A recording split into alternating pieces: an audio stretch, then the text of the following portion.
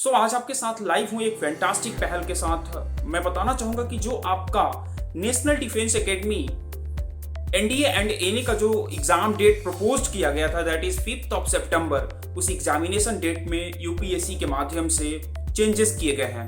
अब यह examinations rescheduled किया गया है 14 ऑफ नवंबर के लिए। तमाम छात्र जो नेशनल डिफेंस एकेडमी में अपना दाखिला लेना चाहते हैं, एज अ कमीशन ऑफिसर बनना चाहते हैं, उनके लिए एक फैंटास्टिक पहल है यूनियन पब्लिक सर्विस कमीशन का।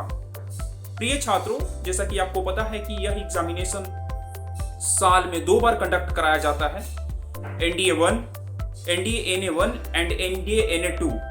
एनडीए एनए 2 का एग्जामिनेशन जो डेट है उसको अब 14 नवंबर को कर दिया गया है। इसी कड़ी में बहुत सारे प्रिय छात्रों का एक बड़ा इंफॉर्मेशन ये आता है कि सर, इस पूरे कोर्स के स्ट्रक्चर को समझाने से पहले आप इसके प्रमोशनल एस्पेक्ट्स तथा रैंक को इलॉबरेट कीजिए। चूंकि आपको इस सेशंस के माध्यम से, जो कि मैं लाइव हूँ सफलता.com के इस प्लेटफॉर्म से, इस सेशंस के माध्यम से आज मैं आर्मी के यानी इंडियन मिलिट्री एकेडमी के पूरे रैंक ऑर्डर को हम जानेंगे।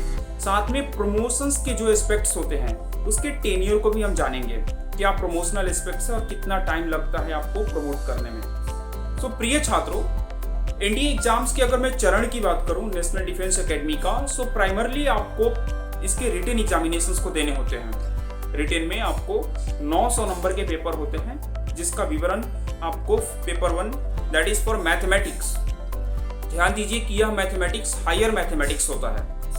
पेपर 2 के 2 पार्ट हो जाते हैं, part A and part B.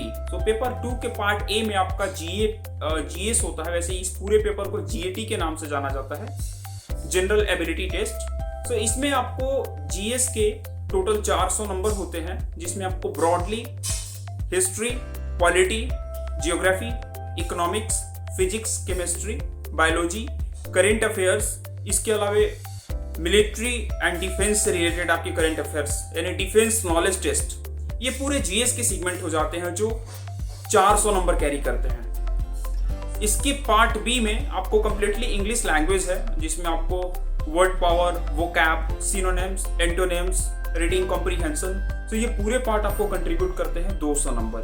यानी आपको टोटल ये 900 नंबर में paper 1 higher mathematics 300 number, GS का पार्ट 400 नंबर और 200 नंबर का आपका इंग्लिश मिला करके 900 नंबर का रीजन होता है। प्रिय छात्रों, जो भी कैंडिडेट, चूंकि इसका मैं एक अलग से कट ऑफ एनालिसिस का सेशंस लेकर के आऊंगा, जो भी कैंडिडेट इस एग्जामिनेशंस में 900 नंबर के पेपर को अटेम्प्ट करते हैं और एक सर्टेन क्वालिफाइंग मार्क्स जो कि कमीशन डिक्लेयर करती है, अगर उसको मिट करते हैं उनको कॉल किया जाता है for SSB. All the candidate whosoever qualified the NDA retain must recommended for the SSB by the commission. You will be called for the SSB with the respective SSB centers. अगर आप IMA के लिए जाते हैं, Indian military academy के लिए, उसका SSB centre अलग है, जिसका मैं एक अलग से सेशन लेकर के आऊंगा। आप एयरफोर्स एकेडमी के लिए जाते हैं, उसका एक SSB सेंटर्स अलग अलग एलोकेटेड है। इंडियन नेवल के लिए अगर आप जाते हैं, इंडियन नेवल का SSB सेंटर अलग अलग एलोकेटेड है। इन 3 सेंटर्स में आपको रेस्पेक्टिव 3 सर्विसेज के लिए मेनली कॉल किया जाता है फॉर एसएसबी। प्रिय छात्रों की, जैसा कि आपको पता है, एसएसबी बेसिकली आपका OLQs चेक करता है। इस पे हम एक अलग से सेशंस लेकर के आएंगे। OLQs यानी ऑफिसर्स लाइक क्वालिटी, उसके कुछ पैरामीटर्स होते हैं। उस पैरामीटर्स के अकॉर्डिंग आपकी टेस्ट होती है डे 1 से लेकर के डे 5 तक। यानी जो भी कैंडिडेट डे 1 को इन कर जाते हैं वो डे 5 तक रहते हैं। डे 1 आउट होने के बाद, यानी स्क्रीन आउट होने के बाद, जिसको आप PPDT के नाम से जानते हैं, पिक्चर परसेप्शन डिस्कशन टेस्ट, एक अलग से मैं इसका सेशंस लेकर के आऊंगा। फिर आप आउट हो जाते हैं और फिर आपको डे 1 आउट होने के बाद फिर आप दोबारा एनडीए दे सकते हैं। और डे 1 इन करने के बाद आपको एसएसबी के लिए 5 डेज के जो कॉन्सेप्ट्स हैं उनके, चाहे वो जनरल मेंटल इंटेलिजेंस का हो, ग्रुप प्लानिंग एक्सरसाइज का हो, प्रोग्रेसिव ग्रुप टास्क का हो, आपको कॉल ऑफ किया जाता है, यानी आपको रिटेन किया जाता है, आपको रखा जाता है। And all the recommended candidate from the SSB will be further call for the combined और joint training by all the mainly 3 services, जो कि ये लोकेटेड है national defence academy Khadakwasla Pune में। तीनों कैंडिडेट्स को बुलाया जाता है ज्वाइंट ट्रेनिंग के लिए खड़गवासला पुणे में, और वहाँ पे एनडीए के माध्यम से 3 साल की कंबाइंड ट्रेनिंग होती है, जिसके माध्यम से आपको ग्रेजुएशन की डिग्री भी दे दी जाती है। आपके फील्ड ऑफ इंटरेस्ट के अकॉर्डिंग, आपके कुछ एरिया ऑफ एक्सपर्टीज के अकॉर्डिंग आपको ग्रेजुएशन की डिग्री भी दे दी जाती है। या तो अथवा कुछ बच्चे ऐसे जो टेक्निकल में जाना चाहते हैं वो इंजीनियरिंग की डिग्री भी ले लेते हैं। तो एक फैंटास्टिक पहल है, बहुत ही बड़ी इंस्टीट्यूशन है खड़गवासला पुणे कंबाइंड ट्रेनिंग के लिए। और वहां से फिर आपको एक साल के लिए, 3 साल की कंबाइंड ट्रेनिंग के बाद फिर आपको 1 साल के लिए रेस्पेक्टिव आर्मी, एयरफोर्स, नेवी के स्पेशलाइज्ड सेंटर में भेजा जाता है जहां पर आर्मी लोकेटेड है।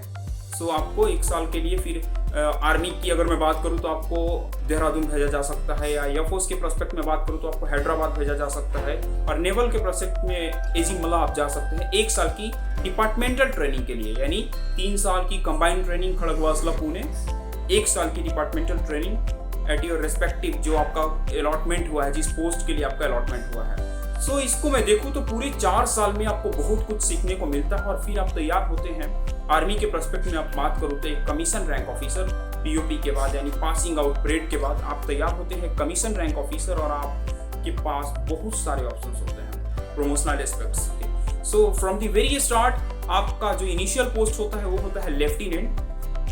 लेफ्टिनेंट पोस्ट से आपका रिक्रूटमेंट होता है, एंड यही कमीशन रैंक ऑफिसर है जो कि पे लेवल 10 के अंतर्गत 5600 ग्रेड पे के अंतर्गत फॉल करते हैं। ग्रुप ए गैस्टेड रैंक है। उसी के प्रोस्पेक्ट में आगे अगर मैं बात करूं तो लेफ्टिनेंट प्रमोट करने के बाद कैप्टन बनते हैं। कैप्टन लेवल 10 ए का जॉब है और कमीशन रैंक ऑफिसर का जॉब है।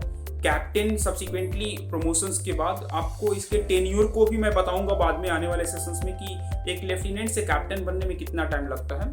प्रिय छात्रों, कैप्टन के बाद आपका जो फर्दर प्रमोशन होता है that is for major. Major तीसरा रैंक होता है आर्मी का, बॉटम से सबसे तीसरा बड़ा रैंक होता है मेजर के बाद आप फर्दर प्रमोट करते हैं तो लेफ्टिनेंट कर्नल आप यहाँ पे जाते हैं। लेफ्टिनेंट कर्नल फिर आपका फुल कर्नल हो जाते हैं। फुल कर्नल के बाद आपका फर्दर प्रमोशन होता है और आप बन जाते हैं ब्रिगेडियर। सो बहुत सारी मूवी भी बनी है ब्रिगेडियर पर, आपने देखा होगा, खास करके वो मूवीज जो डिफेंस को डेडिकेटेड है। डिफेंस के किसी एक्सरसाइज पर अगर बनी है तो उसमें ब्रिगेडियर का बड़ा जिक्र होता है। ब्रिगेडियर एक बहुत बड़ी रैंक होती है अगर मैं बात करूं आर्मी की। तो फर्दर प्रमोशन होने के बाद एक ब्रिगेडियर जो है आपका,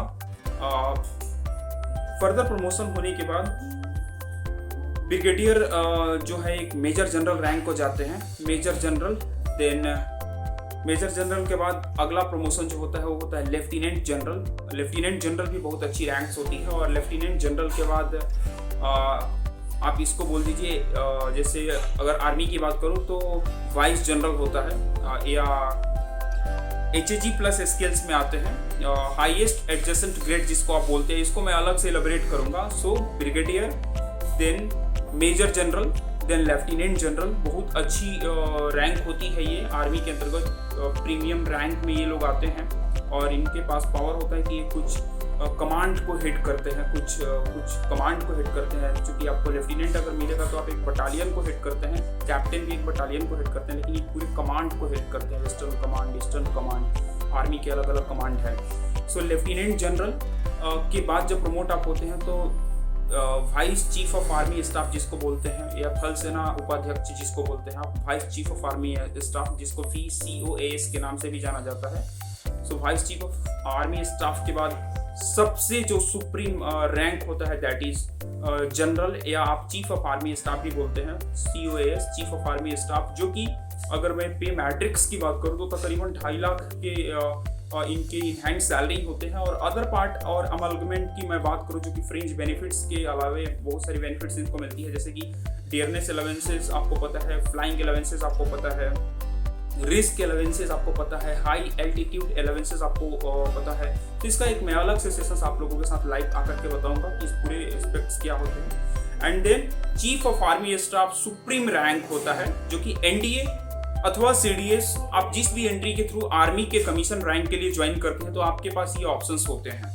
so from the very beginning lieutenant initial rank, lieutenant के बाद रिपीटिंग कैप्टन, कैप्टन के बाद आपका होता है आपका मेजर के बाद होता है lieutenant colonel become full colonel, then brigadier के बाद मेजर जनरल के बाद आपका lieutenant general, lieutenant general promote होने के बाद आपका बनता है vice chief of army staff, जिसको आप थल सेना का वाइस चेयरमैन वाइस चीफ बोलते हैं, and then general chief of army staff, supreme rank, and last जो आपका होता है, चूंकि यह हॉनरेरी रैंक है और बहुत कम लोगों को पता होता है, लेकिन फिर भी आपको इन्फॉर्मेशन के लिए बता दूं अगर कभी आपको जानना हो। सो तो last post is chief of army staff के बाद फर्दर जो लास्ट पोस्ट होता है, चूंकि ये हॉनरेरी पोस्ट है, प्रमोशनल पोस्ट नहीं है, इसको बोला जाता है field marshal.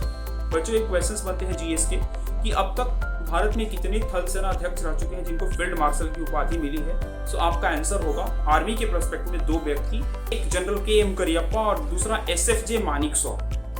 SFJ Manekshaw and general KM. Cariappa. उनका एक फेमस डायलॉग आपको बता दूं, general field marshal SFJ Manekshaw का।